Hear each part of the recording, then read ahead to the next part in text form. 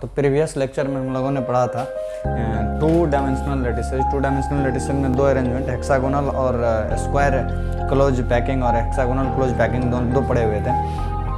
दोनों में हम लोग पैकिंग एफिशिएंसी भी पढ़े। तो मोस्टली सॉलिड जो है एग्जिस्ट करता है 3D में, और मोस्टली सॉलिड एग्जिस्ट करना चाहेगा वैसा अरेंजमेंट लेना चाहेगा जो जिसमें पैकिंग एफिशिएंसी मैक्सिमम हो।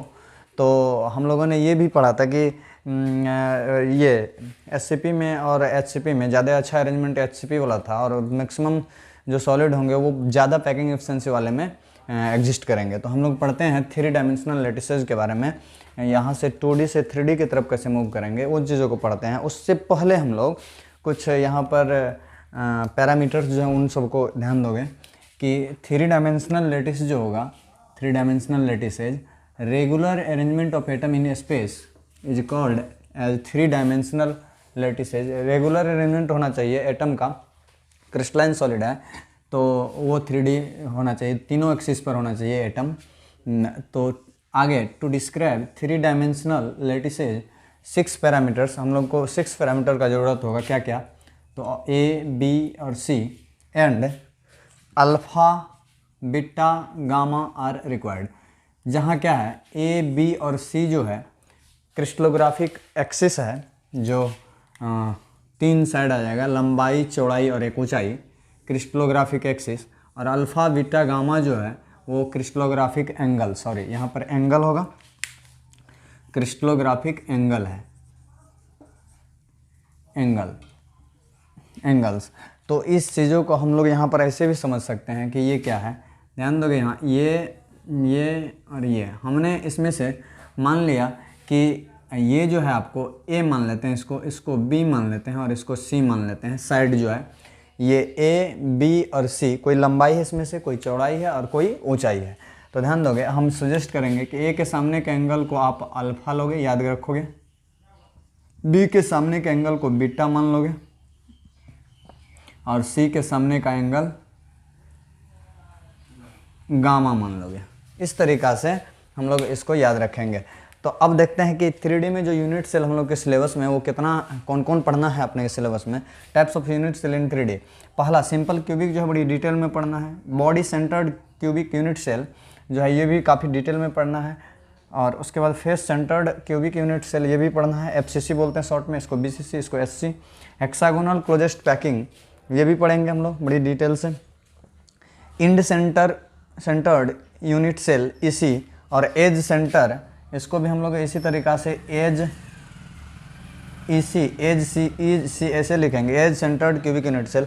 और ये दोनों हम लोग के सिलेबस में तो नहीं ही है ये दोनों, बट इन दोनों को भी पढ़ेंगे। ये चारों जो है बड़ी डिटेल में अच्छा से स्टडी करना है हम लोग को। तो अब हम लोग इसमें से स्टार्ट करते हैं, पहला पढ़ना स्टार्ट करते हैं सिंपल क्यूबिक यूनिट सेल। और सिंपल क्यूबिक यूनिट सेल किस अरेंजमेंट से आएगा, 2D से हम लोग जो 3D की तरफ मूव करेंगे तो वो आखिरकार ये यूनिट सेल, ये यूनिट सेल, ये यूनिट सेल, ये जो यूनिट सेल का टाइप्स देखें हम लोग, ये सब किस अरेंजमेंट से जनरेट होगा, उस अरेंजमेंट से हम लोग अभी होते हुए इस यूनिट सेल पर आ जाएंगे, फिर उसका स्टडी करेंगे। तो हम लोग पढ़ते हैं तो हम लोग अब पढ़ते हैं कि सिंपल क्यूबिक यूनिट सेल किस अरेंजमेंट से आता है। तो ध्यान दोगे, हम लोगों ने पढ़ा था यहाँ कि ये जो अरेंजमेंट था, पहला अरेंजमेंट हम लोग शुरू से ही रिलेट करके चलते चल रहे हैं कि ये 1 डायमेंशनल सजावट था एटम का एक ही एक्सिस पर। उसके बाद हम लोगों ने क्या किया, यहाँ पर से मूव किया इधर की तरफ। तो यहाँ पर 2 ऑप्शन था, एटम के सामने एटम रखते जाओ या तो गड्ढा में एटम रखते जाओ, यानी तो एटम के सामने एटम रखते जाओ। तो वहाँ से जब हम एटम के सामने एटम रखते गए तो ये सजावट आएगा, एटम के सामने एटम है, एटम के सामने एटम है, एटम के सामने एटम है, बहुत सारा एटम इधर भी फैला हुआ है, ऊपर भी ये भी फैला हुआ है बहुत दूर दूर तक यहाँ पर। उसके बाद यहाँ आ जाओ, यहाँ से भी 2D को, यहाँ में क्या, इसमें क्या किया है, गड्ढा में एटम रखते चले गए हैं।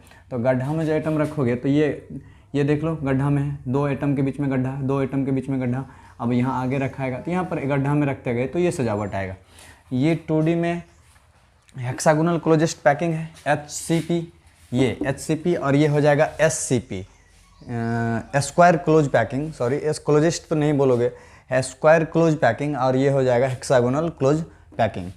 ध्यान दोगे, अब यहाँ से हम लोग 3D की तरफ मूव करेंगे, इसी से रिलेटेड आएगा, इसी से आगे बढ़ेंगे। ध्यान दोगे, यहाँ से भी हम लोगों के पास 3D में मूव करने के लिए यहाँ पर दो ऑप्शन है। पहला ऑप्शन ये कि आप या तो एटम के ऊपर रखते चले जाओ, जैसे हमने क्या किया, पहला 1D था, ऐसे फैला हुआ था एटम, 2D में गए तो ऐसे तो था ही फैला हुआ, आगे और पीछे भी फैलाना स्टार्ट कर दिए, बिछाना स्टार्ट कर दिए। अब 3D में मूव करेंगे तो एटम को ऊपर की तरफ बिछाएंगे, उसी एटम के ऊपर रख सकते हैं, या नहीं तो एटम के बीच जो गड्ढा बन रहा है उस गड्ढा में एटम रख सकते हैं। अपने पास दो ऑप्शन है यहाँ से। तो अब देखते हैं कि वो दोनों से कौन कौन यूनिट सेल आएगा। तो यहाँ से दो ऑप्शन है, मतलब 2 यूनिट सेल यहाँ से आने वाला है।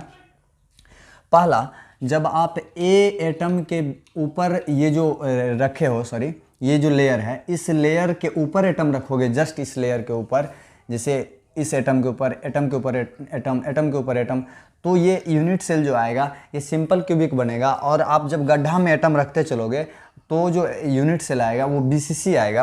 हम लोग आगे पढ़ेंगे BCC को, पहले यूनिट सेल SC को पढ़ते हैं, सिंपल क्यूबिक को।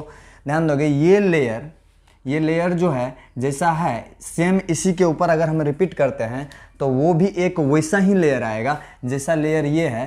तो हम बोलेंगे कि लेयर जो रिपीटेशन है वो सेम लेयर रिपीट कर रहा है। तो लेयर को यदि मान लें ए टाइप का लेयर ये है और इसके ऊपर जस्ट एटम रख रहे हैं, एटम के ऊपर एटम, तो वो भी एक लेयर जो बनेगा वो वैसा ही लेयर होगा।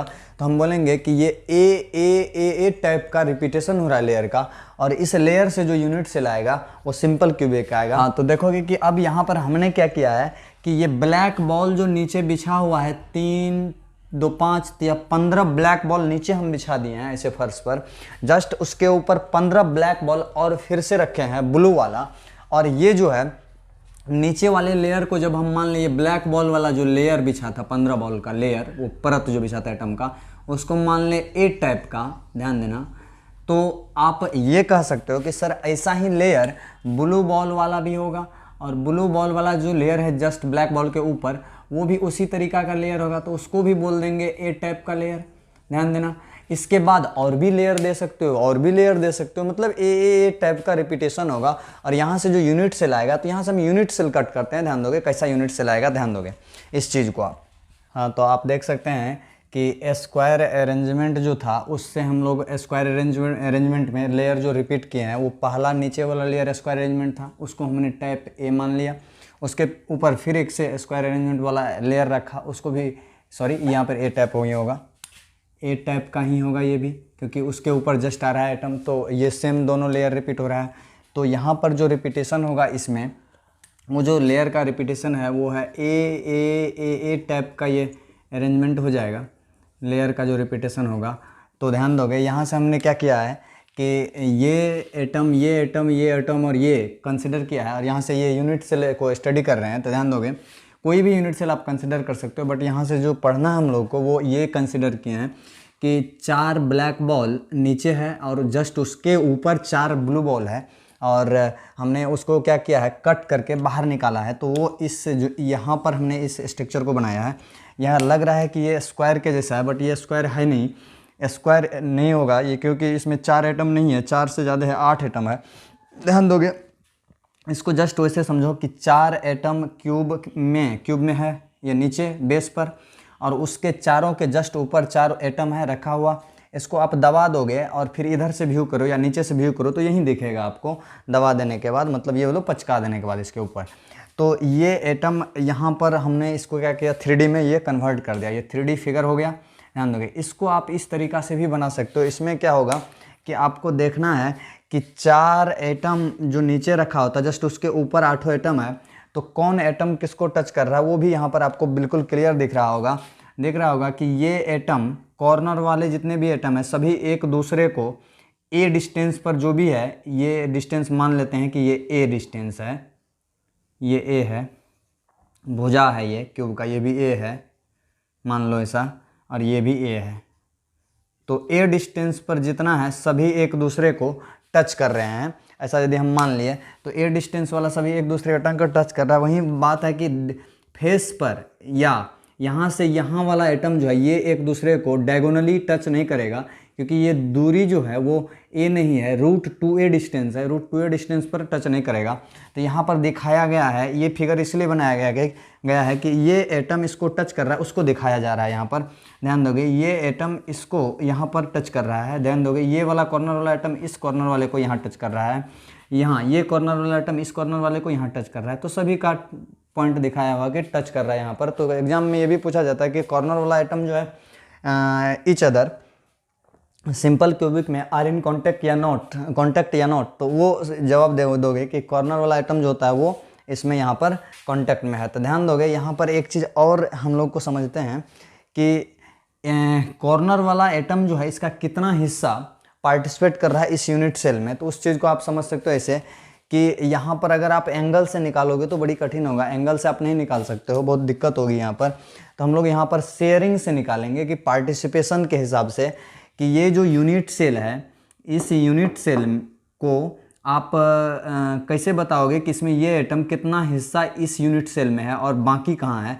तो ध्यान दोगे, इसके लिए आप एक अलग फिगर हम बनाते हैं, उसको ध्यान दोगे इसको समझने के लिए कि कॉर्नर वाला आइटम का कितना हिस्सा है इसमें। तो ये फिगर हम बना रहे हैं यहाँ पर, ध्यान दोगे आप।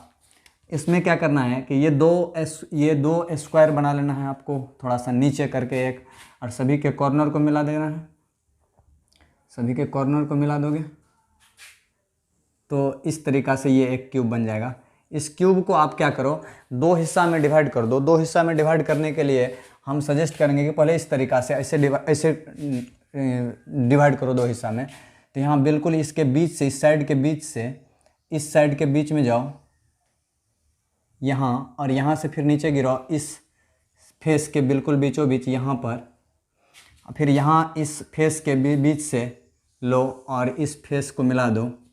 यहाँ इस फेस को भी आपको डिवाइड करना है, तब जाके ये दो हिस्सा में ये क्यूब बट गया, दो हिस्सा में बटा। अब इसको दो हिस्सा से चार हिस्सा में बांटना है, ऐसे कट किए, अब ऐसे कट कर देते हैं ये, तो देखोगे कि किस तरीक़ा से ये, तो चार हिस्सा में बांटना है इसको। यहाँ से भी मिड पॉइंट लेना है, इसका मिड पॉइंट लेते हुए यहाँ पर ऐसे मिला देना है, तो ये हो जाएगा। ये आगे वाले फेस का ये साइड है, इसको इधर आगे वाले से मिला देना है आपको, ये आगे वाले को इधर मिला देना है, आगे वाले से आगे वाले को, फिर पीछे वाले को पीछे वाले से यहाँ, इसको यहाँ मिला दोगे। तो इस तरीक़ा से ये भी, और बीच वाला जो कटिंग था उसको भी यहाँ पर मिला दोगे। तो ये इस तरीक़ा से इस यूनिट, ये जो बड़ा सा एक जालक बना रहे हैं हम, उसमें आप ये इस तरीक़ा से चार हिस्सा में बांट दे, चार हिस्सा, इसको फिर आप 8 हिस्सा में इसको बांट सकते हो। 8 हिस्सा में कैसे होगा ये, अब इस तरीक़ा से तो कट किए ही थे, ऐसे कट किए ही, अब ऐसे कट कर सकते हो आप, ऐसे इस तरीक़ा से कट कर दो।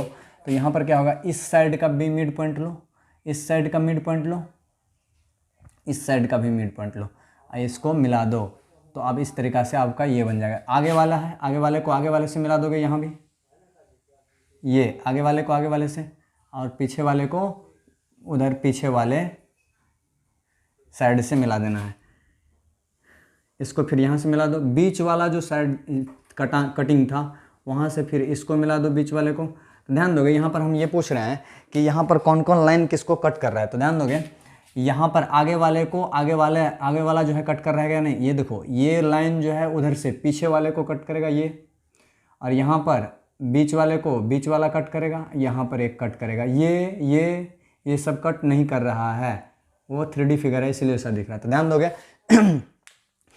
अब यहाँ पर हमने क्या किया, ये एक बड़ा सा यूनिट सेल था और उसको हमने क्या किया, 8 छोटा छोटा यूनिट सेल में कट कर दिया। तो यहाँ पर आपको दिख रहा होगा कि 8 क्यूब दिख रहा है आपको यहाँ पर। जैसे आप 8 रूम मान लो, 1 2 3 4 5 6 7 8 रूम दिख रहा है इसमें। अब ध्यान दोगे, जितने भी कॉर्नर्स हैं इसमें सभी कॉर्नर पर एटम रखा हुआ है। तो हम एक कॉर्नर को लेके देखते हैं कि इस एटम का, ये जो कॉर्नर पर एटम है, इसका ये कितना यूनिट सेल में पार्टिसिपेट कर रहा है। वैसे है तो और भी जगह, बट इसको समझ रहे हैं हम कि ये कितना यूनिट सेल में पार्टिसिपेट कर रहा है। तो आप देख सकते हैं कि इस कॉर्नर से 8 यूनिट सेल का कोना टच कर रहा है। मतलब ये जब बीच में रखा हुआ एटम, तो ये 8 यूनिट सेल में पार्टिसिपेट कर रहा होगा। मतलब इस एटम का एक यूनिट सेल में इसका 8वां हिस्सा होगा, मतलब 1/8, मतलब 8 भाग में बांट दिया गया है इसको। और वो 8वां हिस्सा जो है, ध्यान दोगे यहाँ दिखाया गया है, अभी हम दिखा रहे हैं और भी अच्छा से। ये जो है ये फेस दिख रहा है, ये 1/8वां हिस्सा ही है, ये पूरा सिर्फ इसके अंदर है। तो ध्यान दोगे ये जो है ये यूनिट सेल के अंदर, यहाँ भी एटम है, सभी कॉर्नर पर हैं।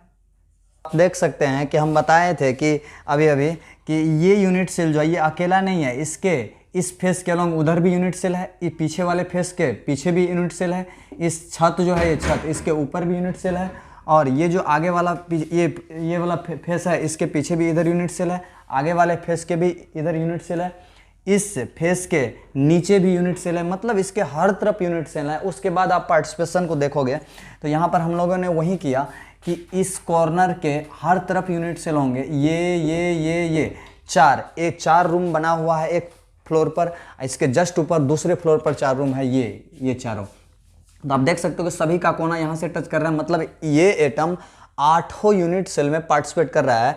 तो कॉर्नर से जो है यूनिट सेल में, कॉर्नर से जो पार्टिसिपेशन होता है एटम का एक यूनिट सेल में, वो 1/8वां भाग, मतलब एक एटम का 8वां हिस्सा इसमें पार्टिसिपेट करता है। उस 8वां हिस्सा को आप देखो, इस 8वां हिस्सा को एक और तरीका से समझ सकते हो कि जैसे कि आप नींबू का टुकड़ा लेते हो, या नहीं तो आप ले लो आलू का टुकड़ा। आलू का टुकड़ा लेके उसको क्या करो, 8 हिस्सा में डिवाइड कर दो, बांट दो। पहले क्या करो, जैसे इसको हम कट किए थे कि पहले इस हिस्सा में जैसे आपको काटना हो ऐसे कट कर दो, ये हो गया 2 हिस्सा में काट दिया हम। उसके बाद इसको क्या करना है, इस तरीका से कट कर दो, 2 और इधर हो गया 4 हिस्सा में कट गया। इसके बाद क्या करना है, इसको इस इधर से कट करना है, तो ये हो जाएगा 8 हिस्सा। ध्यान दोगे यहाँ पर हमने क्या किया, इस आलू के टुकड़ा को 8 हिस्सा में कट कर दिया। तो ध्यान दोगे इसमें से एक हिस्सा जो है वही यहाँ पर पार्टिसिपेट कर रहा है एक यूनिट सेल में। देख सकते हो यहाँ पर कि 1 2 3 4 5 6 7 8, देखोगे यहाँ पर कि ये 8 हिस्सा जो है आपको दिख रहा है, और ये 8 हिस्सा जो है यहाँ पर आपको 8 हिस्सा को सटा दोगे तो एक यूनिट सेल बन जाएगा। तो ध्यान दोगे इसमें जो ये 8 हिस्सा में जो एक हिस्सा है, ध्यान दोगे इसमें 3 फेस बन रहा होगा, एक ये फेस, एक ये फेस, एक ये फेस। ये तीनों फेस जो है आपको यहाँ पर हमने बना के दिखाया है इसमें, कि आप देख सकते हो ये जो फेस दिख रहा है ये ऊपर में है, इधर वाले फेस जो है इधर है, और ये साइड वाला फेस यहाँ पर। तो एक कॉर्नर पर आप ये देख सकते हो कि ये यूनिट सेल में इतना ही हिस्सा एक एटम का पार्टिसिपेट करता है। यहाँ जो बताया यही 1/8वां हिस्सा है, यहाँ पर जो है आप इसको रख सकते हो। इसको एक और तरीका से आप बना सकते हो कि जैसे मान लो ये यूनिट सेल है और इसमें हमने क्या किया, ये आधा कट कर दिया, एटम को आधा कट कर दिया, वृत्ताकार हिस्सा से आधा जब कट कर दिया तो ध्यान दोगे कि इसको इस तरीका से बांट दो। ध्यान दोगे इस तरीका से भी बांट दोगे तो भी यहाँ पर दिख रहा है पार्टिसिपेशन हिस्सा।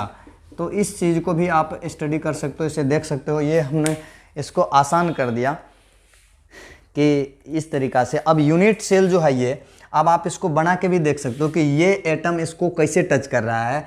ये एटम इसको टच नहीं करेगा क्योंकि ये √2a डिस्टेंस पर और ये a डिस्टेंस पर है। तो a डिस्टेंस पर जितने हैं वो सभी एक दूसरे को टच करेंगे। एक चीज़ यहाँ ध्यान दो कि ये आप देख सकते हैं कि 4 एटम जस्ट, ये चारों एटम नीचे रखा हुआ है और 4 एटम के जस्ट ऊपर में ये 4 एटम रखा हुआ। तो आप देख सकते हैं कि ये एटम इसको टच कर रहा है, ये एटम इसको टच कर रहा है, लेकिन ये एटम इसको नहीं टच कर रहा होगा। उसी तरीका से अदर फेस पर ये इसको टच कर रहा है, ये इसको टच कर रहा है, ये इसको नहीं टच कर रहा है और ये इसको नहीं टच कर रहा है, √2a डिस्टेंस पर होगा। उसी तरीका से इस फेस में भी और इस फेस में भी, हर फेस में वही देखेगा। एक बात और है, ये तो हो गया फेस डायगोनल के अलॉन्ग नहीं टच कर रहा है एटम, एक होता है बॉडी डायगोनल। ध्यान दोगे ये कॉर्नर वाले एटम और ये कॉर्नर वाले एटम एक दूसरे को टच नहीं करेंगे क्योंकि यहाँ से यहाँ का डिस्टेंस जो है √3a होगा। आगे हम लोग इसको निकाल के देखेंगे। और यहाँ वाले भी एटम ये टच नहीं कर रहा है। उसी तरीका से यहाँ पर डायगोनल जो है इस क्यूब में 4 होंगे, ये भी नहीं टच कर रहे होंगे, 2। उसी तरीका से ये डायगोनली ये भी नहीं टच कर रहे हैं, 3 और ये 4 डायगोनल ये भी नहीं टच कर रहे होंगे एक दूसरे को। तो इस तरीका से आप देख सकते हैं कि यहाँ पर ये यूनिट सेल का सिंपल क्यूबिक यूनिट सेल था ये। इस तरीका से अब हम लोगों को इसमें क्या क्या पढ़ना है, आगे हम लोग पढ़ रहे हैं कि लंबाई इसमें मान लिए हैं हम लंबाई ये जो था, ये लेंथ, ये ए है, इसको मान लिया हमने, मान लो कि ए ही मान लिया है, बट इसको यहाँ पर जो मान के चल लिखे हैं हम लोग ए, इसको मान लेते हैं बी, और इधर वाले जो है इसको मान लेते हैं सी। तो ध्यान दीजिएगा, जब ये क्यूब है तो तीनों साइड बराबर होंगे, ये लंबाई, ये चौड़ाई, ये ऊंचाई, तीनों बराबर होंगे, क्यूब है। तो यहाँ पर हम लोग पहला पॉइंट जो डिस्कस करेंगे वो डिस्कस करेंगे इस यूनिट सेल में। अच्छा, इसको हम लोग फर्स्ट पॉइंट डिस्कस करते हैं इसमें, सिंपल क्यूबिक यूनिट सेल। यही है simple cubic unit cell.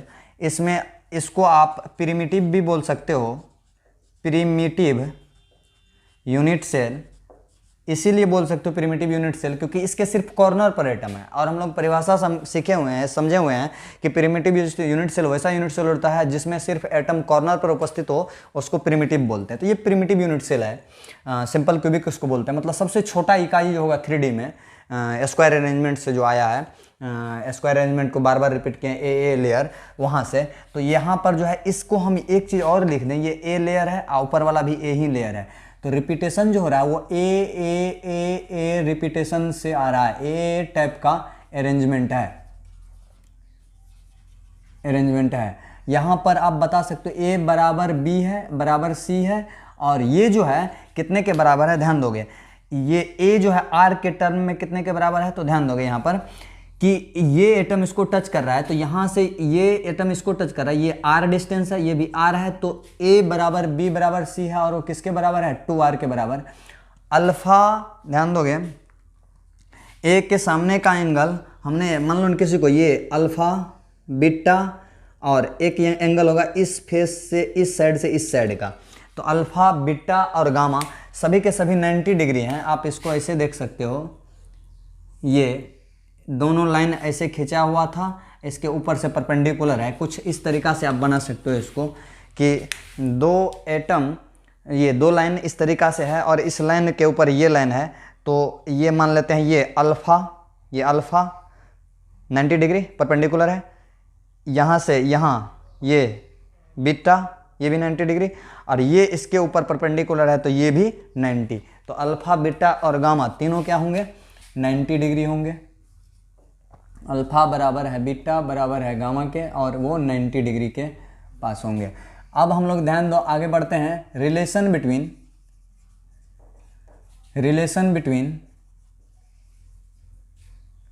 Between A and R. ये क्या होता है कि आप रिलेशन वहीं से फाइंड कर सकते हो कि आप देखोगे कि एटम कहाँ कांटेक्ट में है, और जहाँ एटम कांटेक्ट में होगा वहीं पर आप रिलेशन बता सकते हो। तो यहाँ ध्यान दोगे, एज के अलोंग जो है एटम वो कांटेक्ट में है। तो यहाँ पर एक फिगर और बना दें हम, एज के अलोंग जो है एटम कांटेक्ट में है, कि ये एज वाले एटम, ये एज वाला एटम इस एज वाले को टच कर रहा है, और ये एज वाला एटम ये टच कर रहा है, ये इसको टच कर रहा है। इस तरीक़ा से आप देख सकते हो इसको,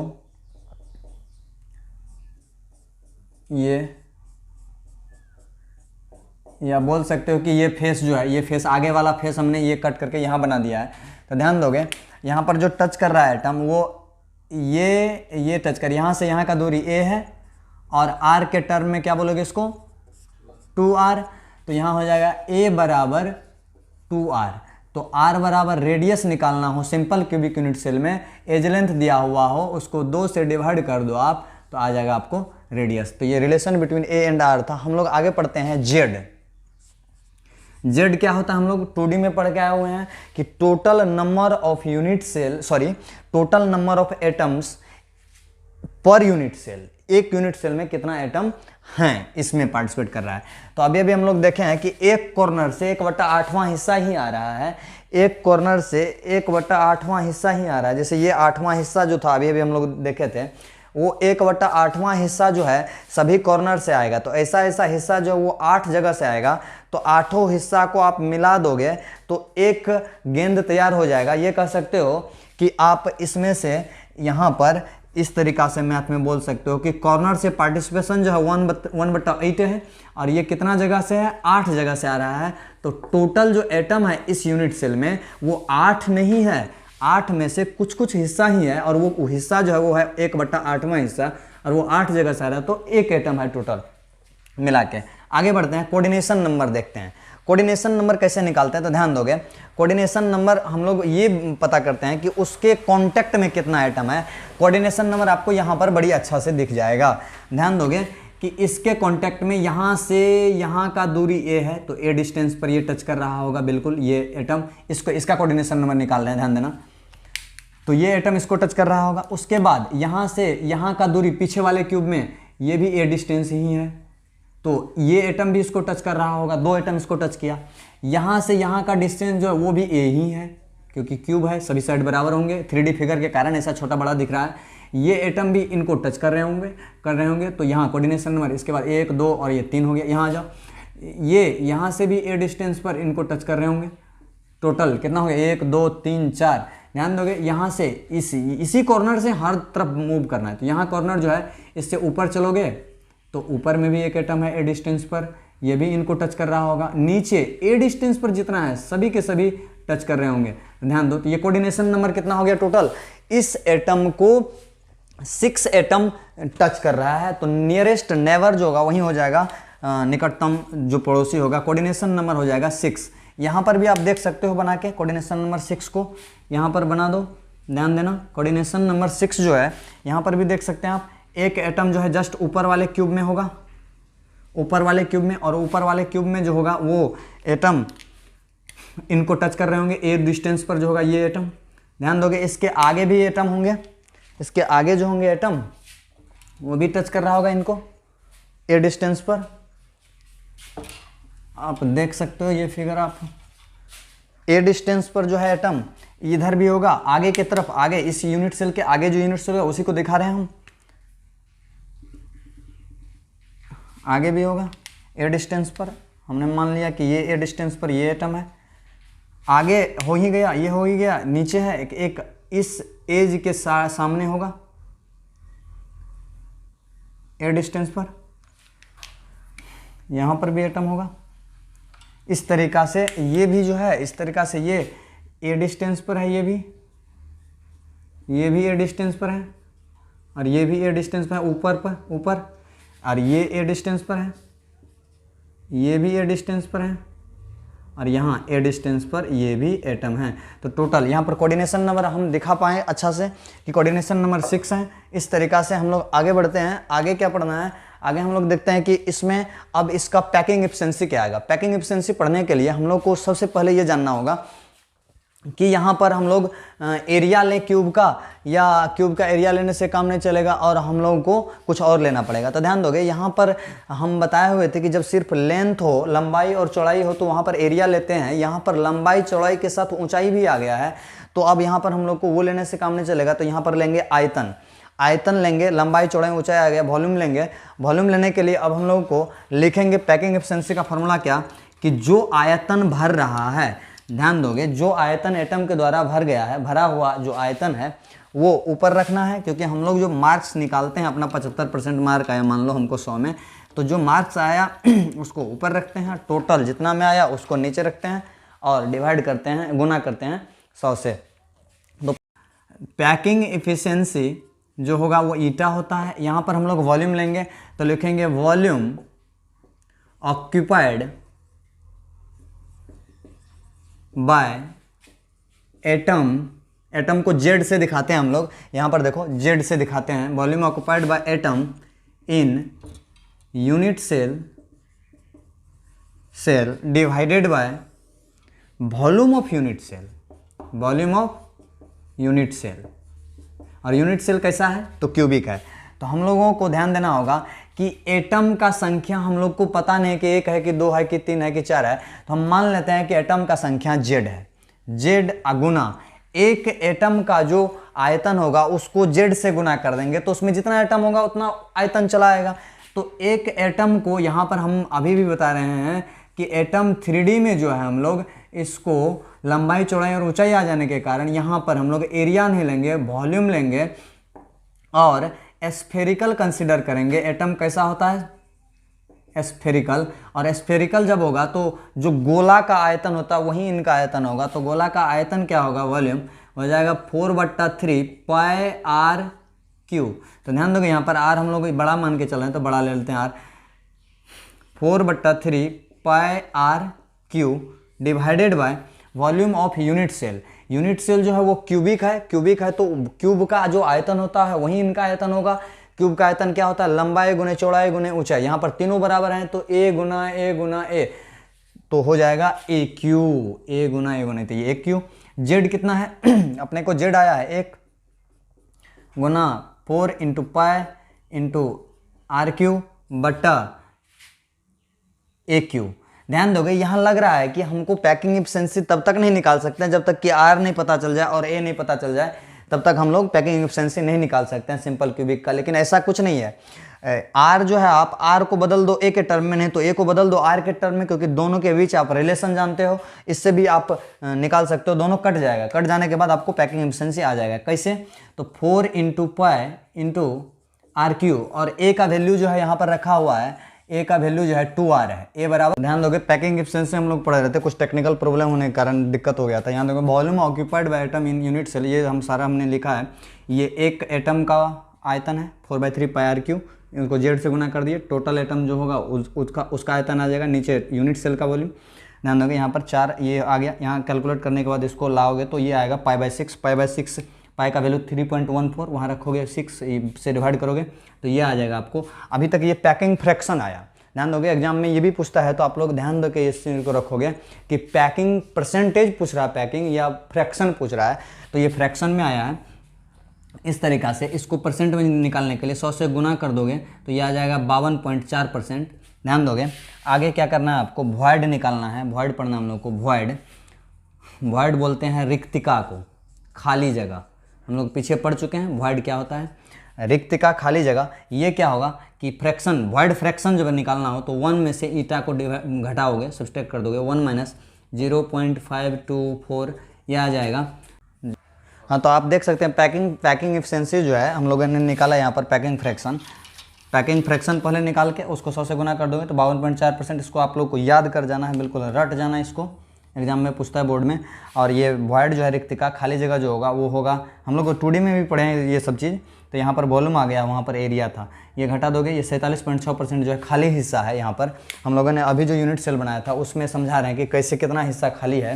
ध्यान दोगे इसमें यहीं पर देख लो, आप देख सकते हो कि ये जो यूनिट सेल है इसमें ये एटम सभी 8 एटम का जो है 1/8वां हिस्सा ही इस यूनिट सेल के अंदर है, बाकी जो है बाहर वाले यूनिट सेल में होंगे नीचे।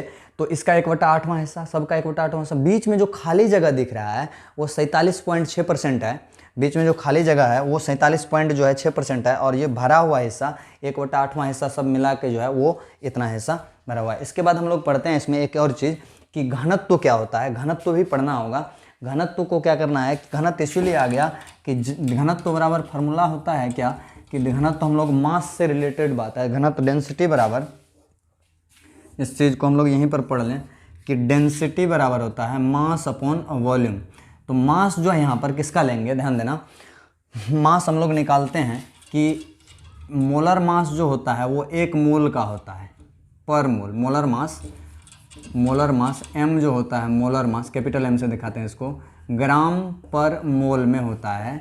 तो ध्यान दोगे m मोलर मास, m जो m ग्राम जो है, m मोलर मास है वो 1 मोल एटम का है, 1 मोल एटम का, तो वो Na एटम के लिए हो जाएगा। तो रुक जाओ, इसको रिपीट करके लिखें हम, Na एटम का 1 मोल एटम का जो भार होगा वो मोलर मास कहलाएगा, उसको m से सूचित करते हैं, कितना ग्राम पर मोल होगा। इसीलिए जब इसको 1 एटम का निकालो, क्योंकि यहाँ पर 1 एटम का निकाल के 1 एटम का मास आ जाएगा, उसको Z से गुना कर देंगे तो Z एटम का हो जाएगा। 1 एटम का जो भार होगा वो कितना होगा, m/Na। तो ध्यान दोगे ऊपर में जो होगा मास जो होगा वो लोगे Z गुना m/Na, अब बाय वॉल्यूम जो होगा वो होगा पूरे यूनिट सेल का वॉल्यूम, वो AQ होगा। तो हम लोगों ने यहाँ पर ये भी निकाल लिया है, Z है 1 गुना m/Na इंटू AQ। ध्यान दोगे Z आप जान ही रहे हो, m ये डेंसिटी जो है सिंपल क्यूबिक का डेंसिटी आ गया आपको m/Na इंटू AQ। ये Na क्या है, इसको बोलते हैं एवोगैड्रो नंबर, और ये होता है 1 मोल के बराबर, और 1 मोल होता है 6.022 गुना 10 के पावर 23 पार्टिकल्स ये होते हैं। यहाँ पर अगर साइड दे दें भुजा का लंबाई और मोलर मास दे दें कौन सा किससे बना हुआ है वो, कौन सा मेटल से या एलिमेंट कोई भी जो भी हो, तो आप यहाँ पर डेंसिटी फाइंड कर दोगे सिंपल क्यूबिक का। आगे हम लोग एक बहुत ही इंपॉर्टेंट चीज़ सीखते हैं इस यूनिट सेल में, और वो जो है नियरेस्ट नेबर का संख्या, टोटल निकटतम पड़ोसी क्या होता है उसको पढ़ते हैं। बहुत इंपॉर्टेंट है जेईई मेन एडवांस के लिए। तो हम लोग सिंपल क्यूबिक में सारा कैलकुलेशन कर लिए थे। जेड ए बी सी के बीच relation alpha beta gamma coordination number हम लोगों ने देखा था। उसके बाद हम लोग पैकिंग एफिशिएंसी देखा था। पैकिंग एफिशिएंसी के बाद हम लोग उसमें स्टडी किए थे आगे डेंसिटी उनका, वॉइड का भी कैलकुलेशन किए थे। सारा कैलकुलेशन करने के बाद एक बहुत ही इम्पोर्टेंट यहाँ पर पार्ट्स है उसी सिंपल क्यूबिक में, पड़ोसी का संख्या पूछता है, निकटतम पड़ोसी। कहता ये कि अगर कोई एटम आपके पास है, जैसे हमने मान लो कि हम यहाँ पर एक सिंपल क्यूबिक मान लो यहाँ बना देते हैं। अब हो गया, आपको जो एटम लेने का मन हो इसमें से कंसिडर कर सकते हो, और यहाँ पर चेक करो कि उस एटम का सबसे निकटतम पड़ोसी क्या है। तो हम क्या करते हैं कि इसमें कंसिडर कर लेते हैं, मान लेते हैं कि ये एटम हम लेके चल रहे हैं और इस एटम का सारा स्टडी करेंगे, लेकिन एक ही का करोगे बार बार। आप इसका ले लो या ये कोई भी 8 में से ले सकते हो। ये सिंपल क्यूबिक का ये साइड और ये साइड तीनों बराबर हैं। तो ध्यान दोगे ये जो एटम है इसका कह रहा है कि निकटतम पड़ोसी क्या है। मतलब कहने का मतलब ये हुआ कि इसका निकटतम जो होगा, इसके सबसे नज़दीक में इस एटम में से 7 जो बाकी 7 है और इधर भी होंगे, तो इसके नज़दीक में सबसे नज़दीक में जो एटम है उसका संख्या कितना है और वो कितना दूरी पर है। तो ध्यान दोगे पहला जो इसका पड़ोसी होगा वो नियरेस्ट होगा, मतलब सबसे नज़दीक जो होगा वो होगा जो इसको टच कर रहा होगा, और जो टच करता है हम लोग को पता है कि उसको बोलते हैं कोऑर्डिनेशन नंबर। ये जो है कोऑर्डिनेशन नंबर हम लोग पढ़े हैं सिंपल क्यूबिक में, वो ए डिस्टेंस पर होता है, ए डिस्टेंस पर होता है। तो ए डिस्टेंस पर एक एटम यहाँ होगा, एक ए डिस्टेंस पर आगे होगा, ए डिस्टेंस पर, और एक ए डिस्टेंस पर सामने होगा, ये सामने। तो ये 3 एटम इधर हो गया, 3 एटम। ये कोऑर्डिनेशन नंबर हम लोग को पता है कितना दूरी पर है ये, तो डिस्टेंस जो है ये ए डिस्टेंस पर टच कर रहा होगा। सारे के सारे ए डिस्टेंस हैं, ये भी ए डिस्टेंस हैं और इधर से भी ए डिस्टेंस है। तो टोटल 6 एटम ये भी ए डिस्टेंस पर होगा। ए डिस्टेंस पर जितना होगा वो इनको टच कर रहा होगा इस एटम को। तो ध्यान दोगे यहाँ पर जो है कोऑर्डिनेशन नंबर 6 हम लोग पढ़े हुए हैं, और वो कोऑर्डिनेशन नंबर भी हुआ नियरेस्ट नेबर, और डिस्टेंस जो होगा वो ए डिस्टेंस पर होगा। ए बराबर आर के टर्म में लिख सकते हो 2r, क्योंकि ये एटम और ये एटम एक एलोंग जो है एटम आर इन कॉन्टैक्ट। यहाँ ध्यान दोगे इसका संख्या कितना होगा, तो इसका संख्या हो जाएगा 6। एक चीज़ और हम लोग को पढ़ना है आगे इसी में कि नियरेस्ट तो हो ही गया ये नेबर, कह रहा उसके आगे जो है नेक्स्ट नियरेस्ट, मतलब थोड़ा सा इसके जस्ट बगल में दूरी, थोड़ा सा दूर वाला पड़ोसी कौन है, मतलब जस्ट नियरेस्ट के जस्ट बगल वाला जो दूर वाला पड़ोसी है वो कौन सा कितना है।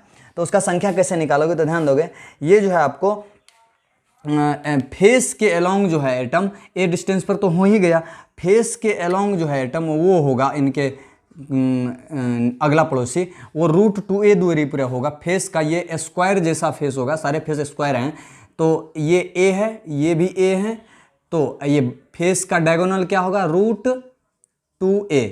√2a डिस्टेंस पर जो एटम है वो हो जाएगा नेक्स्ट नियरेस्ट। तो यहाँ पर हम लिखेंगे √a बराबर